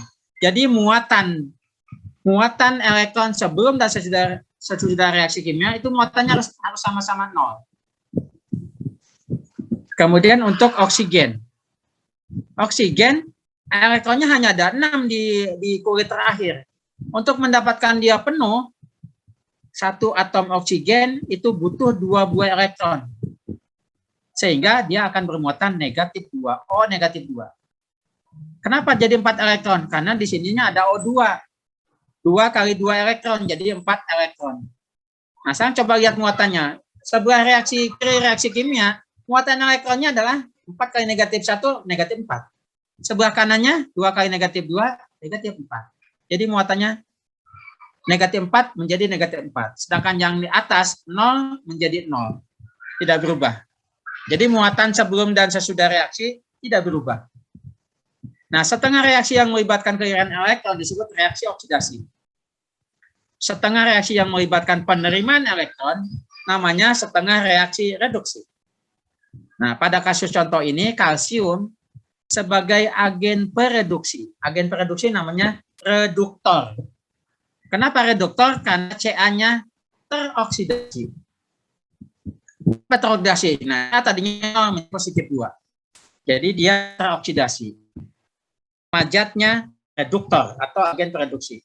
Sedangkan oksigen, karena dia muatannya dari 0 menjadi negatif 2 turun, reduksi, maka O2 dinamakan oksidator atau agen pengoksidasi. Hati-hati nih, kalau reduktor teroksidasi, oksidator dia akan tereduksi. Nah, reaksi bilangan oksidasi merujuk kepada jumlah muatan sebuah atom yang terdapat pada sebuah molekul atau senyawa ionik jika elektron-elektron dipindahkan sempurna, ditransfer sempurna. Nah, sebuah unsur disebut teroksidasi jika bilangan oksidasinya naik. Pada kasus tadi adalah Ca menjadi Ca positif 2, itu naik. Maka dia teroksidasi. Tapi kalau untuk oksigen dari 0 menjadi negatif 2, itu tereduksi. Karena bilangan oksidasinya turun dari 0 menjadi negatif 2. Nah, ada aturan dalam bilangan oksidasi. Yang pertama, pada unsur bebas, bilangan oksidasinya 0. Contohnya H2, Br2, natrium, kalium. Jadi, unsur-unsur bebas, natrium, kalium, besi, aurum, emas, dan sebagainya, O2, O3, P4, ini 0 semuanya, bilangan oksidasinya. Karena kalau P-nya P bukan 0, bingung gimana jumlahnya supaya jadi 0. P4 harus 0, maka P-nya harus 0. Karena 0 kali 4 hasilnya 0 tuhnya. Jadi kalau misalnya P-nya bukan 0, kan harus dikalikan 4, jumlahnya harus 0 nih. Itu sebenarnya dalam senyawa bebas S8. Juga bilangan oksidasinya 0. Bilangan oksidasi yang lain tidak memungkinkan. Nah, untuk ion yang tersusun hanya dari satu atom, ionnya, bilangan oksidasinya sama dengan muatannya. Misalnya ion Ba positif 2, maka muatannya adalah positif 2. Fe positif 3, muatannya positif 3. Jadi sesuai dengan muatan yang dikandung oleh ion tadi. Semua logam alkali memiliki bilangan oksidasi positif 1.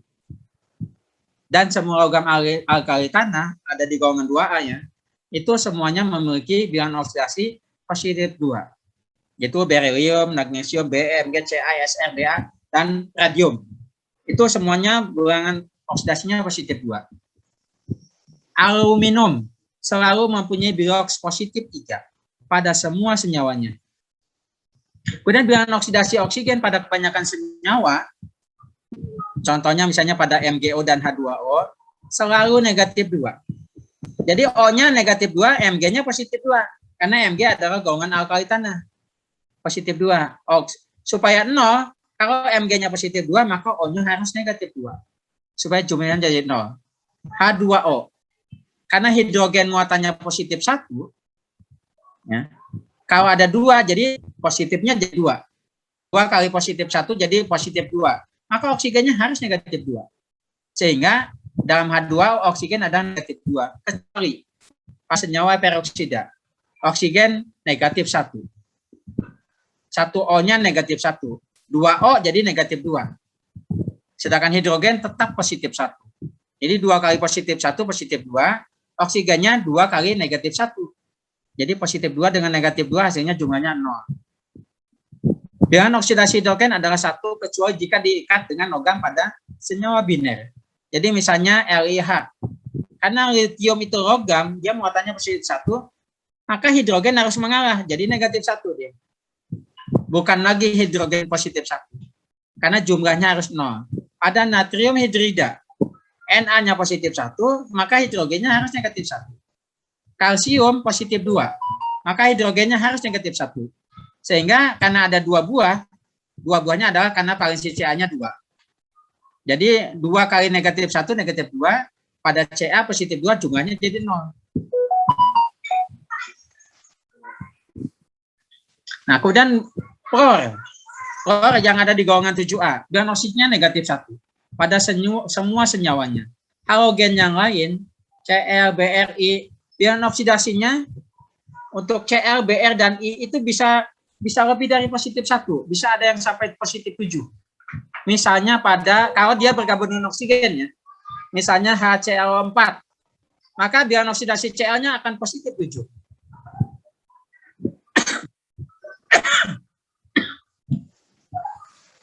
Pada molekul yang netral, jumlah bilangan oksidasi dari semua atom harus 0. Jadi pada HCl4, HCl misalnya, nah, hidrogen positif 1, oksigen negatif 2, maka sudah negatif 1. Maka Cl harus positif 1, supaya jumlahnya 0. Nah, ini yang maksud dengan molekul netral. Jumlah bilangan oksidasi dari semua atom harus 0. Pada ion poliatomik, maka sesuai jumlah muatannya. Nah, NH4 positif 1, maka jumlah muatannya positif 1. Karena hidrogen muatannya positif 1, ada 4 buah jadi positif 4. Positif 4 ditambah berapa sehingga jadi muatannya positif 1? Hanya mungkin kalau N-nya adalah negatif 3. Jadi negatif 3 ditambah 4 kali positif 1, negatif 3 tambah positif 4, jadi positif 1. Sesuai dengan jumlah muatannya. Nah, kemudian jenis-jenis reaksi redoks. Ada reaksi pembakaran. Misalnya S ditambah O2 jadi SO2. Mg ditambah N2 jadi Mg3N2. Kenapa jadi Mg3N2? Karena valensi nitrogen adalah 3. Jadi valensi N adalah banyaknya Mg, yaitu 3 buah. Sedangkan valensi magnesium adalah banyaknya nitrogennya yang diikat, yaitu 2. Jadi valensi magnesium 2, valensi nitrogennya adalah 3. Jadi dengan menguasai bilangan oksidasi dan valensi, Anda bisa menentukan rumus kimia yang benar seperti apa itu. Dan ini berat memang. Kalau yang masuk ke Fakultas Pertaniannya bukan dari SMA IPA tuhnya, baik biologi maupun jurusan fisika tuhnya. Kalau misalnya Anda dari jurusan lain, misalnya dari SMEA dan sebagainya, mungkin harus belajar kimia sendiri. Atau kalau ada kesulitan, silakan tanyakan ke saya lewat WA atau lewat email ya. Karena dulu banyak mahasiswa yang asalnya dari SMEA, ya belajarnya agak susah untuk kimia. Karena dia tidak pernah dapat kimia selama di sama seperti anak saya yang pertama tuh, karena dia dari sekolah yang ada di Wikrama itu jurusan teknik informatika. Waktu dia kuliah di Fakultas Teknologi Industri di Gunadarma, dia ternyata dapat mata kuliah kimia fisik tuh. Ya lumayan kelabakan tuh. Karena selama di tingkat SMA yaitu di Wikrama ya, itu kan kejuruan tuh. Dia belum pernah dari kelas 1 sampai kelas 3 belajar kimia. Tapi waktu kuliah di tingkat pertama, di tingkat 1, dia ada mata kuliah kimia fisika 1 semester. Jadi lumayan belajarnya agak berat tuh. Nah, dengan rajin ternyata dia bisa memenuhi IPK di atas 3,58 tuh. Hanya kimia fisikanya dapat B tuh. Karena saya hanya bisa menjelaskan kimia, fisikanya tidak karena ujiannya besoknya, malamnya baru minta diajarin tuh. Jadi kilat saya nggak bisa ngajarin dua-duanya, kimia dan fisikanya. Jadi hanya bisa ngajarin kimianya dan lumayan bisa mendapatkan nilai huruf untuk B itunya. Untuk mengajarkan fisika dalam bentuk kilat agak susah. Logika berpikirnya agak berat untuk fisika. Karena harus memahami bendanya seperti apa dan sebagainya. Kemudian yang kedua reaksi dekomposisi, reaksi penguraian. Kita menghasilkan satu atau lebih unsur bebas, kebanyakan ada reaksi redoks. Nah, contoh HGO. Kenapa HGO bisa menjadi Hg dan membebaskan gas hidrogen? Karena reaksi di laboratorium ini dilakukan dengan cara elektrolisis. Jadi HGO yang bentuknya padat itu dimasukkan ke dalam katoda dan anoda, jadi dipakai listriknya sehingga terurai menjadi Hg dan membebaskan gas oksigen. Juga KClO3 itu bisa dilakukan lewat apa? Lewat pemanasan tinggi. Jadi KClO3 pada suhu tinggi di atas 100 derajat Celcius itu akan terurai menjadi KCl dan membebaskan gas oksigen. Jadi di laboratorium untuk mendapatkan gas oksigen bisa menggunakan dua persenyawan kimia ini. Bisa menggunakan KClO3, bisa menggunakan HGO. Bedanya yang HGO menggunakan elektrolisis pakai listrik, sedangkan KClO3 menggunakan pemanasan, bisa pakai api Bunsen tentunya. Dan memang harus dicoba di laboratorium. Kalau tidak dicoba nggak akan tahu mana yang elektrolisis, mana yang menggunakan reaksi pemanasan tentunya. Pakai api itunya. Kemudian jika jenis reaksi redok penting tertentu disebut reaksi penggantian atau substitusi. Jadi substitusi tidak di matematik saja, di kimia juga ada tuhnya. Yang digambarkan oleh A ditambah BC jadi AC ditambah B. Jadi B-nya diganti dengan oleh A. Nah, tapi ini Anda jangan lakukan sewaktu Anda jadi mahasiswa tuhnya. Nah, ganti-ganti pasangan di sini ya, maksudnya tuhnya. Nah, ini kan reaksi penggantian tuhnya. Nah, reaksi penggantian yang lainnya adalah penggantian hidrogen. Misalnya natrium ditambah H2O, maka hidrogennya bisa saya ganti dengan Na. Jadi hidrogen kan di sini ada dua. Ada HOH, H2O, air. H yang satu saya ganti dengan Na, jadilah NaOH. Kemudian Ca menggantikan yang unsur hidrogennya. Maka Ca dengan OH jadilah CaOH 2 kali. Kenapa 2 kali? Karena valensi kalsium 2. Jadi banyaknya OH yang diikat, ada 2 buah OH. Kemudian logam-logam yang kurang reaktif seperti aluminium dan besi, ferumnya, Fe, bereaksi dengan uap air untuk menghasilkan gas hidrogen. Jadi dia harus pakai uap air untuk mereaksikannya sehingga terbentuk reaksi. Kemudian beberapa logam termasuk yang tidak dengan air, mampu menggantikan hidrogen dari asam. Misalnya kadmium Cd ditambah HCl jadi CdCl2. Jadi hidrogennya diganti oleh Cd. Jadi CdCl2 dengan membebaskan gas hidrogen dan seterusnya. Jadi reaksi pembentukan gas hidrogen di laboratorium bisa dilakukan dengan beberapa cara. Apa ciri bahwa di sana terbentuk gas hidrogen atau terbentuk gas CO2? Kalau dalam contoh Anda mereaksikannya 2 buah senyawa kimia direaksikan di dalam tabung reaksi, kalau dia terbentuk CO2, untuk membuktikan bahwa di dalamnya ada CO2, maka api Anda nyalakan di mulut tabung, kalau dia mati, berarti di dalamnya ada CO2. Tapi kalau terjadi ledakan terhadap api tadi, yang terbentuk adalah gas hidrogen. Jadi di praktikum-praktikum kimia, hati-hati itunya. Kalau jangan main api, kalau yang sedang direaksikan adalah terbentuknya gas hidrogen. Tapi kalau yang terbentuknya CO2, api tadi akan mati. Kalau apinya kecil. Kalau apinya besar, terjadi kebakaran, ya butuh pemadam kebakaran yang di dalamnya ada gas karbon dioksida untuk memadamkan api.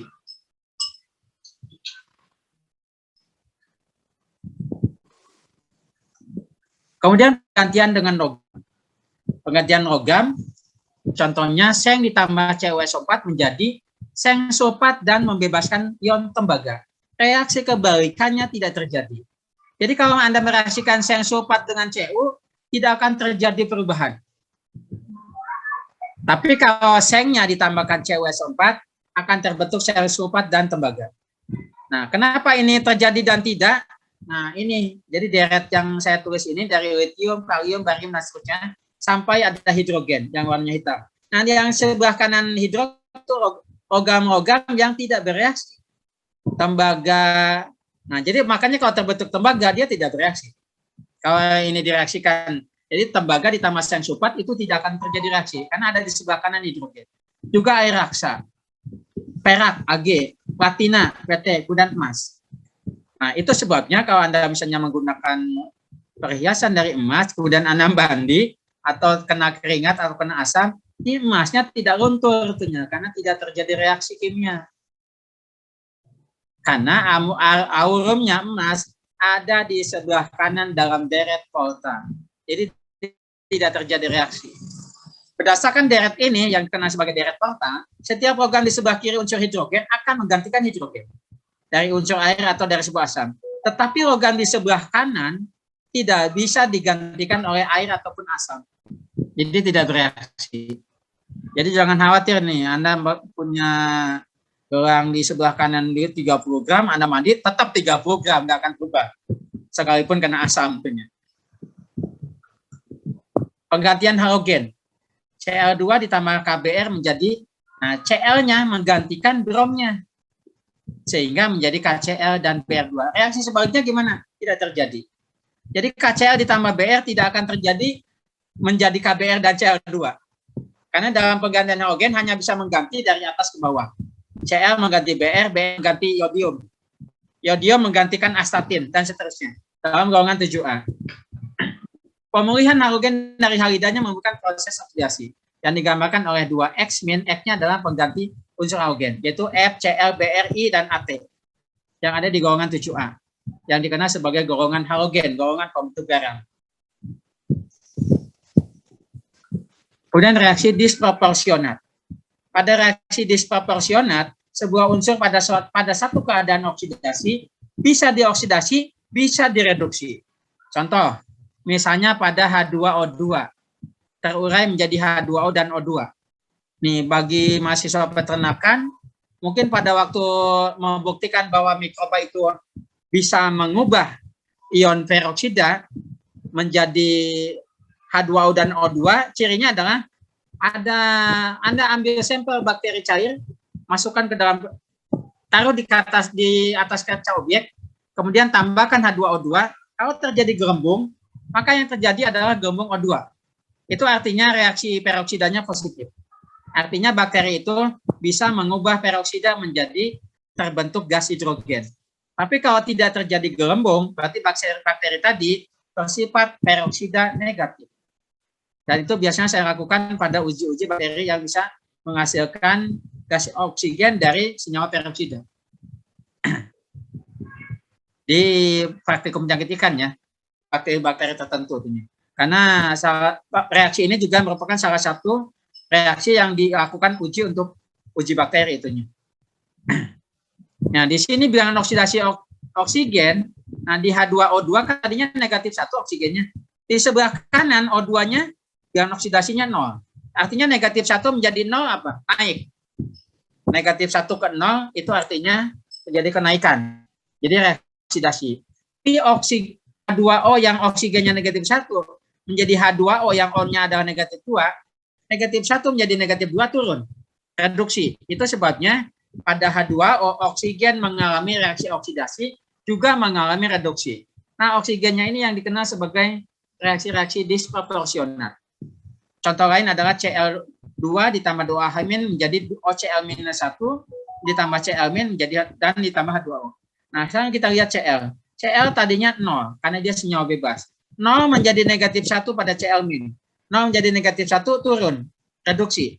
Tapi coba lihat pada OCl-. Oksigen sudah negatif 2. Karena muatannya negatif 1 hanya mungkin kalau Cl-nya adalah positif 1. Nah, Cl dari 0 menjadi positif 1 berarti terjadi kenaikan atau oksidasi. Tapi Cl2 menjadi Cl- dari 0 menjadi negatif 1 turun. Itu reaksinya reduksi. Jadi ternyata Cl2 mengalami reaksi oksidasi dan reduksi sekaligus. Sehingga dinamakan reaksi disproporsional. Kemudian persamaan reaksi setimbang, redoks setimbang, reaksinya seperti ini, bisa dibaca ya. Ini hanya untuk praktis tuh di laboratorium. Untuk mahasiswa TIV dan TBG ini sering nyoba tuh. Jadi mana senyawa yang termasuk oksidator, mana yang reduktor pada suasana reaksi redoks tuh. Nah, biasanya mahasiswa Paperta menggunakan reaksi redoksnya itu pada senyawa asam basa, bukan pada senyawa reduktor dan oksidator. Tapi untuk mahasiswa TIP dan TBG yang mendapatkan kimia 1, kimia 2, kimia 3, dan kimia organik serta kimia fisik, reaksi-reaksi redoks dalam reaksi reduktor dan oksidator mereka sering mencoba itunya. Tapi di Paperta kayaknya kemungkinan reaksi seperti ini jarang dicoba tuhnya. Karena memang berat untuk membuktikannya. Nah, ini contohnya adalah kalium dikromat K2CrO7 dengan asam yang lain tuhnya, dengan senyawa asam. Tapi ini harus diketahui nih pada suasana apa itu. Kalau suasana asam reaksinya seperti apa, pada suasana basa reaksinya seperti apa. Indikator yang dipakai juga beda. Kalau pada reaksi asam basa, itu indikator yang dipakai adalah indikator pada suasana basa. Misalnya phenolphthalein. Jadi misalnya HCl ditambah NaOH, kalau setelah ditambahkan oksidator senyawa penentunya misalnya phenolphthalein, indikatornya phenolphthalein, maka reaksi akan dianggap selesai kalau terjadi perubahan warna dari putih menjadi merah muda. Jadi reaksinya dalam suasana basah. Jadi phenolphthalein akan terlihat kalau suasananya sudah basah. Hanya dalam perhitungan HCl dan NaOH itu harusnya pH-nya 7,0 kan. Tapi kalau dia warnanya jadi merah muda, itu pada basah, pH-nya lebih dari 7. Karena di praktikum tujuannya hanya untuk membuktikan reaksi kimia yang Anda lakukan sudah selesai. Nah, selesainya kalau sudah muncul suasana basah. Tapi jangan juga terlalu banyak tuhnya. Kalau terlalu banyak yang titran yang Anda pakai jadi merah tua, bukan merah muda lagi, pH-nya bisa bukan 7 lagi, bisa jadi 7,5 atau bahkan 8 pH-nya. Bahkan jadi basah beneran tuhnya. Dan itu bisa dibuktikan kalau Anda sering mencoba bereaksi di lab kimia. Saya dulu kalau di lab kimia itu sering saya campur senyawa asam dan basa tuhnya. Karena saya di UPT pernah jadi kepala UPT selama 2 periode. 95-99 dan 2000 sampai 2004. Jadi 2 periode hampir 8 tahun. Hanya di periode pertama saya mengundurkan diri karena lagi S2 96-99. Tapi setelah lulus balik lagi jadi kepala UPT lagi.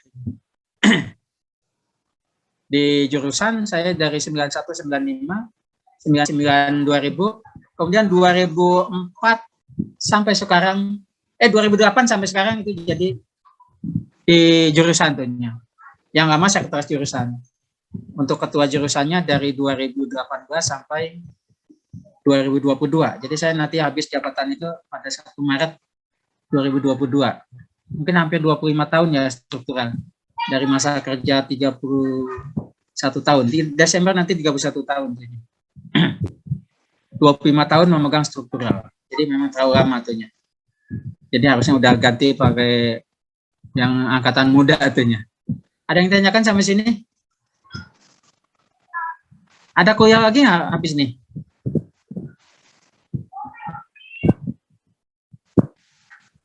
Halo? Ada kuliah lagi? Dosennya nggak ada Zoom. Oh, bukan khawatirnya ada. Kalau ada kuliah yang kedua kan harusnya udah mulai nih. Sekarang udah jam 8:06. Kalau misalnya masih ada yang ditanyakan, kalau misalnya tidak ada kuliah yang kedua ya, silakan Anda tanyakan. Jam saya bisa sampai jam 8:30. Jadi saya setting 2 jam ini. Tapi kalau di kimia pagi, matematika pagi, saya setting jam 7:30 sampai jam 10 yang kelas pagi yang Selasa ya. Bisa sampai 2 jam setengah jamnya. Saya belum nyoba yang 3 jam.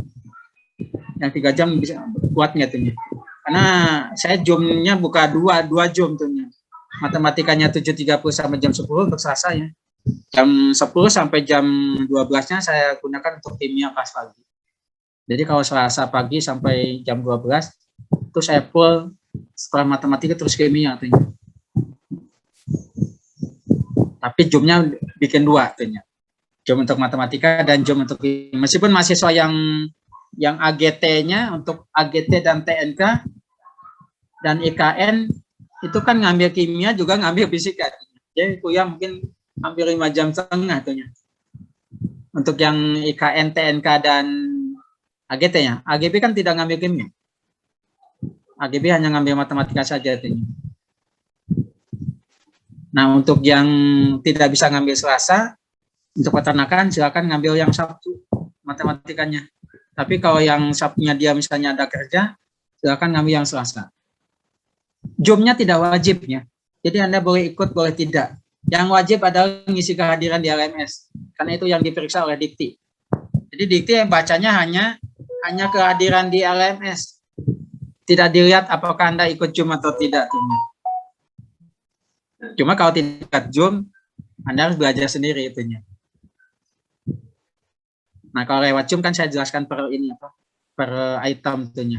Kalau masih kurang jelas juga, silakan datang ke kampus. Saya di kampus ada hari Selasa sampai Sabtu, sampai jam 4 sore itunya. Kalau ada yang kesulitan itunya. Tapi jangan jam ngajar itunya. Saya ngajar di kampus itu Selasa jam 7.30 sampai jam 12, sampai 11.40 ya, sampai azan saya berhenti itunya. Saya tutup itunya. Nah, siangnya kosong, biasanya untuk bimbingan skripsi. Karena bulan ini bimbingan saya ada 6 orang yang ujian skripsi. Dan yang 5 sudah ditandatangan skripsinya. Yang 1 belum. Karena berkali-kali salah melulu skripsinya. Padahal udah ujian. Udah lebih dari sebulan ujiannya. Udah kena denda kayaknya. Jadi beresiko Anda minta ujian cepat, tapi ternyata belum selesai. Sebaiknya sih pada saat ujian, skripsinya udah 90% jadi. Sehingga perbaikannya hanya 1-2 kali udah selesai. Mungkin hanya dalam 1 minggu udah perbaikannya udah selesai. Ya, dulu waktu ujian skripsi tidak ada perbaikan sama sekali setelah ujian. Jadi hari ini ujian, besoknya masuk ke percetakan. Juga waktu ujian tesis, ujian hari Rabu 25 Agustus 1999, tanggal 26-nya hari Kamis saya bawa ke percetakan, Sabtunya saya ambil, saya minta tanda tangan pembimbing 1, 2, 3 dan bawa ke pasca. Seninnya ijazah tesisnya udah keluar. Jadi saya waktu ujian itu udah benar-benar siap tulisan, tidak ada perbaikan. Karena kalau perbaikan repot, karena teman saya pernah dari seminar ke ujian itu butuh waktu 6 bulan untuk merembaknya. Karena ternyata bab 1 ke bab 2 ke bab 3 tidak nyambung. Sehingga perbaikannya butuh waktu 6 bulan, 180 hari loh perbaikannya. Dari seminar ke ujian.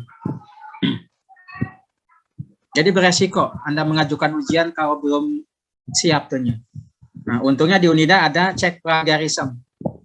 Sehingga bisa saya tahan yang belum siap tuh. Kalau plagiarismenya waktu seminar masih di atas 30, nggak boleh seminar. Jadi kalau di bawah 30 masih bisa seminar. Tapi begitu mau ujian harus di bawah 20% plagiarismenya. Plagiarisme artinya kesamaan dengan tulisan orang. Jadi Anda meskipun nyetir punya orang, kalau ditulis persis sama dengan penulis sebelumnya, itu sama alat itu kebaca. Karena alat itu bisa membaca baris pertama sumbernya dari tulisan si A, baris kedua dari tulisan si B. Jadi ketahuan. Kalau Anda baca tulisan orang ditulis ulang. Saya biasanya baca artikel, misalnya 10 artikel, saya baca, saya bikin kalimat sendiri. Baru dalam kurung saya tulis sumbernya, 1, 2, sampai 12 tulisan. Itu akhirnya sama alat itu biru semua, nggak kuning. Karena kalau ada kuning itu artinya 3 kata berturut-turut sama, itu akan muncul warna kuning. Seperti stabilo. Jadi alat itu mewarnai sendiri itunya. Sehingga muncul sebelah kanannya sumbernya dari mana, dan sebagainya. Jadi sekarang saya nggak capek sekarang kalau membuktikan skripsi ini. Nyontek atau bukan, karena alatnya udah canggih. Dulu waktu belum ada alat itu, saya harus meriksa satu persatu sumbernya. Buku ini diambil dari buku apa, warna bukunya warna merah, biru, atau hijau, penulisnya laki-laki atau perempuan, saya bisa cek tuh ini. Karena saya udah baca buku itu. Jadi tahu penulisnya apakah laki-laki atau perempuan. Karena dalam penulisan di daftar pustaka, kan nama belakang yang ditulis. Misalnya SR Suyanto. Waktu saya tanya di ujian, ini SR Suyanto laki-laki perempuan. Laki-laki Pak, udah yakin jawabannya laki-laki. Karena belakangnya namanya Suyanto. Padahal nama sebenarnya adalah Sri Rahmatun. Nama Suyanto adalah nama suaminya setelah menikah. Sehingga nama di buku penulisnya Suyanto SR. Padahal SR-nya itu nama perempuan Rahmatun. Kan kalau baca bukunya di belakang ada foto perempuan pakai jilbab punya. Karena memang ibu-ibu penulisnya. Ada juga buku yang ditulis oleh Arugyani. Jadi saya tanya Arugyani itu laki-laki perempuan? Perempuan Pak. Ada nama A-nya itu Ahmad. Jadi nama lengkapnya Rukyani. Jadi kalau di daftar pusaka Rukyani A. Seperti perempuan. Padahal nama Ahmad dan itu pembimbing dua saya waktu bikin skripsi. Jadi saya kenal baik tuhnya.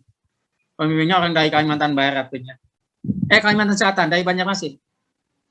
Karena dulu dia kuliahnya dulu di Universitas Sambil Mangkurat tuhnya. Cuma waktu penelitian skripsinya dia di IPB, afiliasi ke IPB. Jadi pembimbingnya orang IPB tuhnya. Sekarang udah meninggal. Jadi meninggal masih muda ya, sebelum 55 tahun udah meninggal. Dengan jabatan terakhir Direktur Kesehatan Ikan di Kementerian Kelautan Perikanan. Padahal produktif sekali tuhnya. S1-nya lulus cepat, S2-nya cepat, S3-nya juga cepat. S2 dan S3-nya di Kanada. Jadi waktu beliau pulang ke Indonesia sudah dokter, saya minta dia jadi pembimbing tuhnya. Pembimbing satunya dari dalam, dari IPB. Pembimbing duanya dari balai. Karena penelitian proyek dulu dari Kanada dananya. Jadi waktu penelitian jalan saya bikin proposalnya harus siap dalam waktu 1 minggu harus jadi. Nah untungnya sebelum penelitian itu dilakukan mulai semester 4, 5, 6, 7 dan 8 saya sudah baca buku parasitologi berbahasa Inggris. Untung bahasa Inggris bukunya, bukan bahasa Rusia. Karena buku aslinya itu berbahasa Rusia. Diterjemahkan ke dalam bahasa Inggris. Nah, saya baca buku bahasa Inggrisnya, saya baca tiap hari, saya terjemahkan ke bahasa Indonesia. Jadi waktu bikin skripsi, saya sudah siap. Skripsinya bisa nulis cepat. Karena bacanya dari semester 4. Bukan pas penelitian baru nyari pustaka. Itu sebabnya mahasiswa bimbingan saya selalu saya ingatkan, mulai semester 5 sudah nyari pustaka. Apa yang mau diteliti nanti di semester 7. Karena kalau ngedadak hasilnya, banyak perubahan yang akan dibuat ini. Jadi harus jauh-jauh hari nyari pustakanya. Dan dulu jarang yang berbahasa Indonesia. Bukunya kebanyakan buku bahasa Inggris. Kalau bahasa Inggris kan masih bisa baca, karena yang angkatan Anda mungkin belajar bahasa Inggrisnya kan dari kelas 1 SD. Jadi lebih banyak lagi belajarnya. Kalau saya dulu kelas 6 SD baru belajar bahasa Inggris. Persiapan untuk masuk SMP. Nah yang sekarang dari kelas 1 SD sudah belajar bahasa Inggris. Dan istri saya guru bahasa Inggris. Dulu ngajar di SMA, sekarang ngajar di SMP. Karena yang waktu di SMA di Madrasah Aliyah. Masih di Departemen Agama, pindah ke Dikbud, karena dia pegawai Dikbud, pindahnya milih ke SMP Negeri Ciawi. Pindah ke Ciawinya karena saya ngajar di Juanda. Dulu saya tinggal di Luyang tuhnya, istri saya juga saya di Luyang tuh. Kalau nggak ada ditanyakan, saya cukupkan sekiannya. Minggu depan saya berikan tugas, Anda kerjakan, kalau bisa ngerjakan sendiri. Karena kalau Anda ngerjakannya tidak punya orang, nggak akan ngerti waktu ujian. Saya ujian itu saya keluarkan dari soal-soal latihan. Sehingga banyak mahasiswa yang ingin enaknya saja ngumpulin tugas. Sekarang dengan sistem WA itu copy paste sebentar 5 menit selesai. Bahkan ada yang lebih parah, namanya masih nama yang lama. Nama yang lama itu nggak diganti itunya. Tapi nama di WA-nya nama orang lain tuhnya. Kan kelihatan sekali dia kalau pasti punya orang tuhnya. Nah, waktu ujian nggak ngerti sama sekali tuh. Kalau yang setiap tugas hanya copy paste punya orang tuhnya. Dulu pengalaman saya waktu SMA, teman saya sebangku aja nggak berani ngerti. Karena guru kimianya galak tuhnya. Jadi kalau teman saya sebelah bisa dapat nilai tinggi, dapat 10, jangankan 10. Dapat 7 pun disuruh ke depan ngerjain semuanya. Jadi kalau ngerjain semua di depan bisa dapat 0. Jadi teman saya lebih baik dapat 4 daripada dapat 7. Nggak tahu, nggak ngerti jalannya tuh. Itu sebabnya waktu mulai SMA kelas 1, saya ngajarin teman-teman sekelas sampai kelas 3 tuh. Untuk kimia, matematika, fisika. Karena yang lain saya nggak berani. Yang lain kan hafalan, harus belajar sendiri tuh. Tapi yang sifatnya hitungan, saya ngajarin setelah pulang sekolah tuh 2 jam. Gantian tiap rumah pindah-pindah. Tapi klub belajarnya nggak boleh lebih dari 5 orang. Karena lebih dari 5 orang ngobrol. Jadi saya batasi maksimal satu grup itu hanya 5 orang. Jadi 5-nya dengan saya tuhnya. Jadi isinya belajar soal latihan soal dan sebagainya. Lumayan dari orang yang dikirim ke IPB, 3 diterima di IPB tanpa tes. Yang 2-nya masuk ke IKIP tuhnya. Sekarang jadi guru tuh. Jadi pegawai negeri itu. Jadi lebih baik dapat 10 belajar sendiri daripada dapat 4 karena nyontek tuh. Karena dengan sistem daring nggak ketahuan mana yang nyontek tuh. Tapi saya bisa menduga nanti pas ujian skripsi. Pas ujian skripsi akan ketahuan mana yang bekerja sendiri, mana yang bekerja karena bantuan orang tuh. Karena waktu ujian skripsi biasanya ketahuan tuh mana yang benar-benar rajin waktu teori dan praktek, mana yang hanya dikerjakan oleh orang saja tuh. Dan itu banyak, bukan anak S1 sampai S3 pun banyak yang tidak ngerti bagaimana cara mengukur nitrat amonia. Karena dia nggak tahu panjang gelombang yang dipakai berapa angkanya pada spektrometernya. Karena dia tidak pernah ngerjakan sendiri waktu S1-nya. Jadi waktu S2 dan S3-nya juga dia nggak bisa ngukur. Belum lagi kalau cairannya itu tidak terbaca sama alat itu. Kalau tidak terbaca gimana? Diencerkan 10 kali lipat. Kalau tidak terbaca juga, encerkan sampai 100 kali lipat. Kalau tidak terbaca juga, encerkan sampai 1000 kali lipat. Setelah itu nanti dikalikan 1000. Jadi membaca cairan pakai spektro, kalau tidak terbaca, Anda harus menggunakan pengenceran. Jadi sampelnya diencerkan dulu dengan faktor kelipatan 10. Nanti terakhir dikalikan dengan faktor pengalinya. Kalau diencerkan 2 kali jadi 100 kali, maka nanti di akhir hitungan harus dikalikan. Nah, kalau di IPB si dosen-dosennya biasanya menyerahkan ke mahasiswa pasca untuk praktikum sendiri tentunya. Karena kan pernah belajar waktu S1 nih. Tapi ternyata di anak S2, S3 banyak yang mahasiswa belum pernah praktek waktu S1-nya. Tidak pernah nyoba sendiri itunya. Sehingga waktu ada alat dia nggak bisa baca. Gimana cara menggunakan panjang gelombang sekian dan sebagainya. Sehingga waktu penelitian dia bayarnya mahal. Karena harus dia menggunakan tenaga orang kan tuh. Harus membayar mahal tuh. Saya waktu penelitian nggak pernah keluar uang tuh, karena saya kerjakan sendiri. Bikin histologinya saya kerjakan sendiri, foto digitalnya saya kerjakan sendiri. Jadi saya foto sendiri, kemudian saya buat skalanya sendiri tuh. Jadi saya nggak keluar uang tuh. Waktu penelitian tuh. Sekarang kalau ada orang butuh, bayar ke saya tuh. Jadi satu kaca objek ada yang bayar 1 jutaan tuh untuk membaca apa sih penyakit ikan yang muncul di kaca objek ini tuh. Baru kemudian saya foto, kemudian saya beri tanda panah di digitalnya. Nah ini yang rusaknya, ini yang rusak, ini yang rusak. Jadi kalau Anda punya kemampuan, sebaiknya mengerjakan sendiri, jangan dikerjakan oleh orang lain tuh. Kalau tidak ada pertanyaan, saya bukan sekiannya. Assalamualaikum warahmatullahi wabarakatuh. Jangan lupa ngisi kehadiran di LMS ya. Karena itu yang dinilai oleh pimpinan Unida dan oleh Dikti. Kalau saya sih ngeceknya dari yang hadir di Zoom udah saya pindahkan ke hadir manual. Tapi yang di LMS-nya itu Anda harus ngisi sendiri. Ini ada 15 partisipan, artinya yang hadir 14 mahasiswa artinya. Dari 15 orang, berarti ada yang 1 orang yang tidak ikut Zoom-nya. Tapi kan bisa saja di kehadiran dia bisa ngisi full. Karena kan Zoom nggak wajib tuhnya.